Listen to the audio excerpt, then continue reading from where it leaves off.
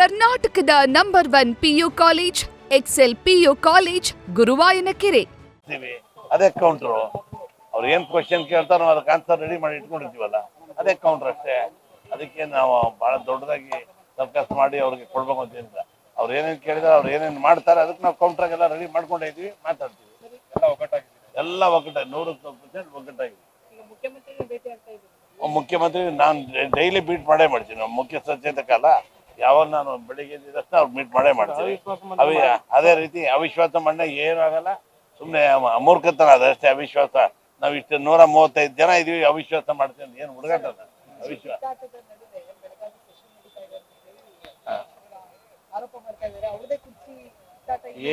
Madam ಅವ್ರದ್ದು ಅಲ್ಲ, ಈಗ ಅವ್ರ ಕುರ್ಚಿ ಭದ್ರ ನೋಡ್ಕೊಳ್ಳಿ ಸಾಕು. ಮೊದಲು ಬಿಜೆಪಿ ಅಧ್ಯಕ್ಷರನ್ನ ತೆಗೆದಾಕ್ಬೇಕು ಅಂದ್ಬಿಟ್ಟು ಆಗ್ಲೇ ಬಿಜೆಪಿ ಎಷ್ಟು ಜನ ಹೋಗಿದಾರಲ್ಲಿ, 10-15 ಜನ ಹೋಗಿದಾರಲ್ಲ, ಅವ್ರು ಲಾಬಿ ಮಾಡ್ತಾರೆ. ಮೊದಲು ಅವ್ರು ನೋಡ್ಕೋಬೇಕು, ನಮ್ಗೆ ಹೇಳ್ಬಾರ್ದು. ಮೊದಲು ಅವ್ರದ್ದು ತಮ್ದು ತಾವು ನೋಡ್ಕೋಬೇಕು. ನಮ್ದು ಅವಿಶ್ವಾಸ ನಿರ್ಣಯ ಮಾಡ್ಸೋಕ್ಕೂ ಆಗಲ್ಲ, ಮನ್ಸಿದ್ರೆ ಆರಾಮಾಗಿ ವಾಕ್ ಓವರ್ ಮಾಡ್ತೀವಿ. ನಾವೇನ್ ಕೇಳ್ತೀವಿ 135 ನಾವೆಲ್ಲ ಒಗ್ಗಟ್ಟಾಗಿದ್ದೀವಿ ಮೇಡಮ್. Thank you. ರಾಜಕೀಯ ಜಾಸ್ತಿ ಚರ್ಚೆ ಆಗ್ತದೆ, ಉತ್ತರ ಕರ್ನಾಟಕ ಭಾಗದ ಸಮಸ್ಯೆ ಚರ್ಚೆ ಆಗಲ್ಲ ಅಂತ ಸ್ಥಳೀಯರ ಒಂದು ಆರೋಪ. ಇಲ್ಲ, ಈ ಸರಿ ನಾವು ಸ್ಪೀಕರ್ ಆಗ್ಲಿ CM ಎಲ್ಲ ಹೇಳಿದ್ದಾರೆ, ಉತ್ತರ ಕನ್ನಡದ ಬಗ್ಗೆ ಹೆಚ್ಚು ಒತ್ತುವರಿ ಕೊಟ್ಟು ಅದ್ರ ಬಗ್ಗೆ ಏನೇನಿದೆ ಕಾಮಗಾರಿಗಳಾಗ್ಲಿ ನೀರಾವರಿ ಆಗ್ಲಿ ಎಲ್ಲಾನು ಬಗೆಹರಿಸ್ಬೇಕು ಅಂತ ಮಾತಾಡಿಟ್ಟಿದ್ದೀವಿ. ಇಲ್ಲ, ಪ್ರತ್ಯೇಕ ಬಜೆಟ್ ಇರೋ ಬಜೆಟ್ ಒಳಗೆ ನಾವೆಲ್ಲ ಅವ್ರಿಗೆ ನೀರಾವರಿಗೆ ಎಲ್ಲರಿಗೂ ಅವಕಾಶ ಮಾಡ್ಕೊಡ್ತೀವಿ. ಸರಿ, ಉತ್ತರ ಕರ್ನಾಟಕ ಪ್ರತ್ಯೇಕ ರಾಜ್ಯ ಬೇಕಂತ ಮಾಡ್ತಾ ಇದ್ದಾರೆ. ನಾನು ಹೇಳಿದಲ್ಲ, ಅದು ಮೊನ್ನೆ ಬೆಂಗಳೂರಿನಾಗ ಕೂಡ ನಾನು ಅದಕ್ಕೆ ಉತ್ತರ ಕೊಟ್ಟಿದ್ದೀನಿ. ಅದು ಅವ್ರ ವೈಯಕ್ತಿಕ ಕಾರಣ. ಇವಾಗ ಇರೋದು ದೊಡ್ಡ ನಮ್ಮ ಕರ್ನಾಟಕ ಅವ್ರಿಗೆ ಬೈಫರ್ಕೇಶನ್ ಆದ್ರೆ ನಮಗೆ ಬಹಳ ತೊಂದರೆ ಆಗ್ತದೆ, ಅಭಿವೃದ್ಧಿಗೂ ತೊಂದರೆ ಆಗುತ್ತೆ. ಅವ್ರು ಹೇಳಿದಾರೆ, ಅವ್ರು ಈಗ ಕತ್ತಿ ಇದ್ರು ಅವರು ಹೇಳ್ತಾ ಇದ್ರು. ಎಲ್ಲರೂ ಅದಕ್ಕೆ ಯಾರು ಕೂಡ ಇನ್ಕ್ಲೂಡಿಂಗ್ ಬಿಜೆಪಿ ಲೀಡರ್ಸ್ ಕೂಡ ಯಾರು ಒಪ್ಪಲ್ಲ. ಅವ್ರ ಅನಿಸಿಕೆ ಪರ್ಸನಲ್ ಹೇಳಿದಾರೆ ಅಷ್ಟೇ, ಅದು ಮಾಡೋದ್ಬಾರ್ದು.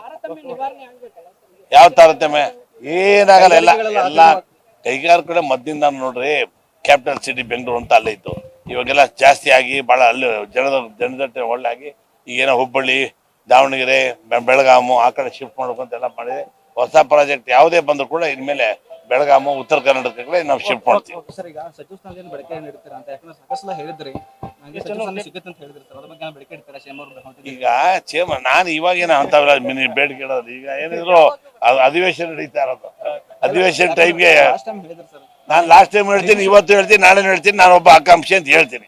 ಓಕೆ, ನಮಸ್ಕಾರ. ನ್ಯೂಸ್ ಫಸ್ಟ್ ನಿರ್ಭೀತಿಯಿಂದ ನಿಮ್ಮ ಪರವಾಗಿ.